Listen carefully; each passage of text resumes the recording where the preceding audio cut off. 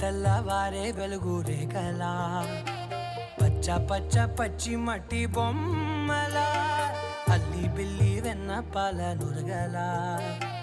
అచ్చ తెలుగు ఇంటి పూల కొమ్మలా